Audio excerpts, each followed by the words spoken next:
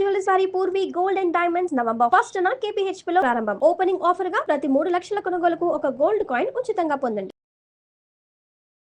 నమస్తే రమగారు. నమస్తే జయ.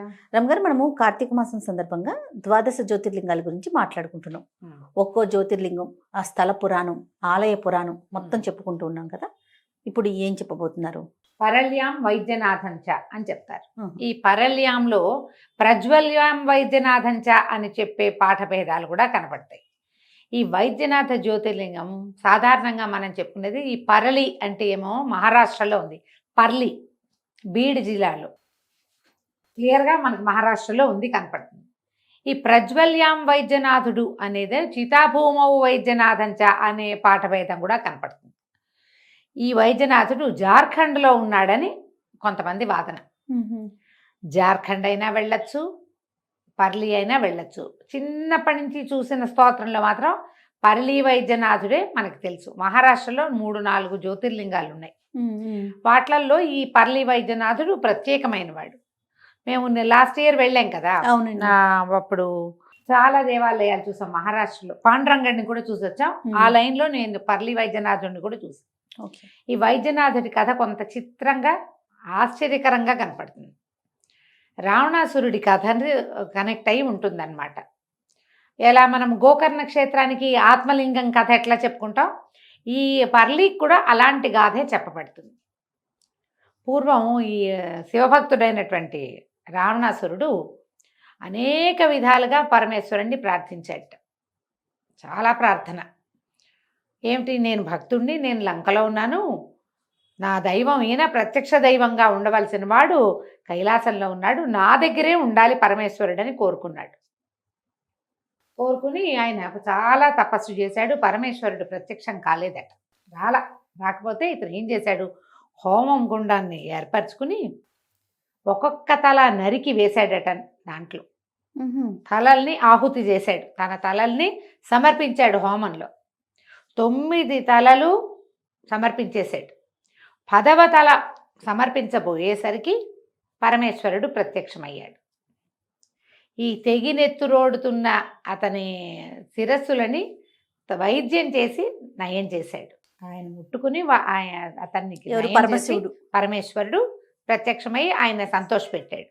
అప్పుడు రావణాసురుడు పరిపరి విధాలుగా ప్రార్థించి, నువ్వు నాతోటి ఉండమని అడిగితే నేను ఇక్కడి నుంచి రాలేను, కైలాసంలో ఇప్పుడు నా కుటుంబం అంతా ఇక్కడే, ప్రమథగణాలు ఇక్కడే ఉన్నాయి, గణాలన్నీ వచ్చి అక్కడ ఉండే అవకాశం లేదు, కాబట్టి నాకు బదులుగా నా ఆత్మలింగాన్ని ఇస్తానని ఆత్మలింగాన్ని రావణాసురుడి చేతిలో పెట్టారు. పెడితే రావణాసురుడు కైలాసం నుంచి తిరిగి వస్తూ తెచ్చుకున్నాడు.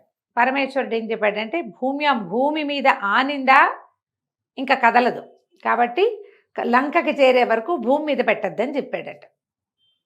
ఈయన పట్టుకొచ్చుకుంటున్నాడు. వస్తుంటే ఈ పరళి ప్రాంతానికి వచ్చాక, అయితే ఇది చితాభూమౌ అని చెప్పబడింది చూడు. చితాభూమి అంటే అది శ్మశానం. మరి పరళిలోది శ్మశానం అని అయితే ఏం చెప్పినట్టుగా అనిపించదు. ఒక శ్మశాన వాటిక దగ్గరకు వచ్చేసరికల్లా ఆయనకి మూత్ర విసర్జన చేయవలసి వచ్చింది. ఈ ఆత్మలింగం చేత్తో పుచ్చుకుని ఈ పని ఎట్లా చేస్తానని అటు ఇటు చూసి ఒక గొల్ల పిల్లవాడు ఒకడు కనపడితే, గొడ్లు కాసుకుంటున్నవాడు, గణపతి అని చెప్పరు కథలో, సాధారణ మానవ బాలుడికే ఒక 5 నిమిషాలు పట్టుకోమని 2 నిమిషాలని పిల్లవాడి చేతిలో పెట్టాడు. పెట్టి ఈయన మూత్ర విసర్జనకి వెళ్ళాడు. అక్కడే కొంచెం అవతలకి వెళ్ళాడు. ఈ పిల్లాడు పట్టుకుంటే ముందు ఇంతే ఉంది ఆత్మలింగం, తర్వాత బరువు ఎక్కిపోయి సైజు పెరిగిపోయిందట.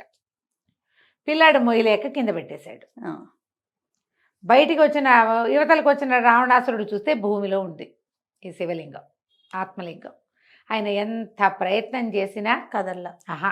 10 తలలకి 10 రోళ్ళు, 20 చేతులు ఉండుండొచ్చు కదా ఆయనకి. అంతేగా, 20 చేతులతోటి పెకలించినా సరే పాతాళానికి వెళ్ళిపోయింది, కానీ దాని మూలం, ఆ ఆత్మలింగానికి మూలం బయటికి మాత్రం రాలేదు. పరమ దుఃఖంతో రావణాసురుడు వెళ్ళిపోయాడు. పరమేశ్వరుడి యొక్క ఆత్మలింగమే ఈ వైద్యనాథంలో వైద్యనాథుడుగా ఉన్నదని, అయితే బ్రహ్మాది దేవతలందరూ వచ్చి ఆయన్ని సేవించుకుని, ఆత్మలింగం కదా పరమేశ్వరుడి సేవించి, నువ్వు ఇట్లా చితాభూమి అంటే ఈ శ్మశాన వాటికేందు వెలిసి ఉన్నావు, మానవులకి వాళ్ళకి వైద్యుడిగా పరిణమించి నువ్వు ఆ మానవుల్ని కాచవలసింది, నీ దగ్గరకు వచ్చిన వాళ్ళకి వైద్యుడిగా పరిణమించి నువ్వు చూసుకోవాల్సిందని ప్రార్థించారు. ఈయన ఇంతకుముందు ఏం చేశాడు, రావణాసురుడి మెడలు నరికినప్పుడు మెడకి వైద్యం చేశాడు కదా, అట్లా ఈయన వైద్యనాథుడు అయ్యాడని చెప్తారు. జార్ఖండ్లో బాబా వైద్యనాథుడు అని ఉంటుంది. ఇక్కడ పర్లి వైద్యనాథుడే విశాలమైన దేవాలయం. అది ఎంత పెద్దగా ఉంటుందో, చక్కగా ఎత్తుగా ఉంటుంది. ఎక్కువ కొండని చెప్పలేం మనం, కొంచెం ఒక 10 అడుగులు ఎత్తు మీద ఉందనిపిస్తుంది దేవాలయం. మెట్లెక్కి పైకి వెళ్ళాలి, చాలా విశాలంగా ఉంటుంది. పెద్ద శివలింగం. లోపలికి వెళ్ళి ప్రతి వాళ్ళు స్వయంగా అభిషేకం చేసుకునే అవకాశం ఉంది అక్కడ పర్లీలో. అయితే మేము వెళ్ళినప్పుడు, నేను వెళ్ళాను కదా, అందుకని ఈ విషయం క్లియర్గా తెలుసు అనమాట. వాళ్ళు ఎవరో మాట్లాడారు, ఆయన ఎవరు చెప్పారు, ఇది కాదండి ఒరిజినల్, జార్ఖండ్లో ఉన్నదే అని ఆయన చెప్పాడు. అయిందా? మేము ఇక్కడ మాట్లాడినప్పుడు పర్లీలో ఉన్న వైద్యనాథుడే నిజమైన వైద్యనాథుడని, అక్కడికే వెళ్ళాలని ఇక్కడ ఒకళ్ళు చెప్పారు. సో భిన్నాభిప్రాయాలు ఉన్నాయి. కానీ మహారాష్ట్రలో మాత్రం ఉన్న జ్యోతిర్లింగాల లెక్కలో ఈ పర్లీ వైద్యనాథుడు 5వ జ్యోతిర్లింగంగా ప్రత్యేకంగా చెప్పబడతాడు. ఈయన రావణుడి కోరిక మీద భూమి మీదకి వచ్చిన వాడని ప్రతీతి. అదే ఆయన్ని దర్శిస్తే ఆరోగ్యం బాగుపడుతుంది అని చెప్పారు. అయితే మేము వెళ్ళినప్పుడు మామూలుగా నేను శివలింగ అభిషేకం కబుక్కొని మనం అభిషేకాలు అవి వండుకోకుండా ఉంటాం కదా, ఆయన ఒప్పుకోలే. ఆ లోపల ఉన్న అర్చక స్వామి పండా ఉన్నారు లోపల, ఆయన మంత్రం చెప్తుంటే మా వారు తను రుద్రం చెప్పుకుంటారు, వాళ్ళకి అలవాటుగా రోజు రుద్రం చెప్తుంటే ఆయనకు తెలిసింది, మాకు తెలిసిన వాళ్ళం మేము అని ఆయనకు అర్థమైంది. ఆయన బాబు ఈయన చేస్తుంటే నా చేతికి చెంబి దండం పెట్టాను, నేను చెయ్యను అని. నేను ఒప్పుకోలే. కాదు బాబు ఇవ్వు, మీ అమ్మగారి చేతికి ఇవ్వు చెంబు అని ఆ నీళ్ళని పోయించాడు ఆయన నా చేత. అమ్మ పంచాక్షరి చెప్పుకోండి, 11 సార్లు చెప్పండి అని చెప్పి, నేను నోట్లో చెప్పుకుంటే కాదు పైకి చెప్పండి అని చెప్పి పోయించారు నీళ్ళు. అక్కడ నేను చూసా చాలామంది, ఎక్కువ మంది జనం లేరు మేము వెళ్ళినప్పుడు, కానీ వచ్చిన వాళ్ళందరూ ఆ స్త్రీలు ఆడవాళ్ళందరి చేత కూడా నీళ్ళు పోయిస్తారు అక్కడ. మనం ఈ నార్త్ ఇండియాలో చూస్తాం జయ, దేవాలయాలకి చిన్న చెంబులు పట్టుకెళ్ళి ఇంటి నుంచి జలం పట్టుకెళ్ళి పోసి వస్తారు, నమస్కారం చేసుకుంటారు. ఎక్కడ శివలింగం ఉన్నా వాళ్ళు నీళ్లు పెట్టి అభిషేకమే ఆయనకి ఇష్టం. అది నువ్వు పోసావా నేను పోసావా ఏ లెక్క లేదు. మనకి ఏంటంటే ప్రతిష్ఠ చేయబడిన దేవాలయాల్లో స్త్రీలు ముట్టుకోకూడదు అనేది ఒక నియమం ఉంది. అందులో లోపలికి వెళ్ళకూడదు. మనకి కొన్ని శివాలయాలు, కొన్ని ఆలయాల్లో, ఎక్కడ మనకి శ్రీశైలంలో స్పర్శ ఉంది, అక్కడ ఆజ్ఞ ఇవ్వబడింది ఇక్కడ మీరు ముట్టుకోండి అని.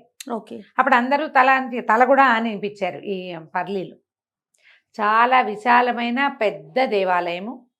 ఇంకా విష్ణుమూర్తికి కూడా ఒక సన్నిధి ఉంది, అమ్మవారు ఒక సన్నిధిలో కనపడతారు, కాలభైరవుడు ఉన్నాడు లోపల. కొద్దిగా హిందీ విధానాల్లో కనిపిస్తుంది, మరాఠీ ఇది కాబట్టి ప్రాంతీయాచారాలు వేరే ఉంటాయి. కానీ ఈ పర్లి మనకి లిస్ట్లో ఉంది కదా 12 జ్యోతిర్లింగాల్లో, ఈయనని తప్పకుండా చూడాలి. అయితే మనం ఒకవేళ జార్ఖండే వెళ్తే అక్కడిది కూడా చూద్దాం. దేవఘర్ అనే ప్రాంతంలో ఉన్నది, అక్కడ కూడా బాబా వైద్యనాథ్ మందిరం అని చెప్తారు. అవకాశం ఉంటే అది కూడా చూస్తే సరిపోతుంది. మనకి 64 జ్యోతిర్లింగాలు ఉన్నాయని 12 ప్రముఖమైనవన్నీ మనం చెప్పుకుంటున్నాం. ఆ లైన్ వల్ల అది కూడా నిజమే అయి ఉండొచ్చు, తెలియండి. అవకాశం ఉంటే అది కూడా చూద్దాం.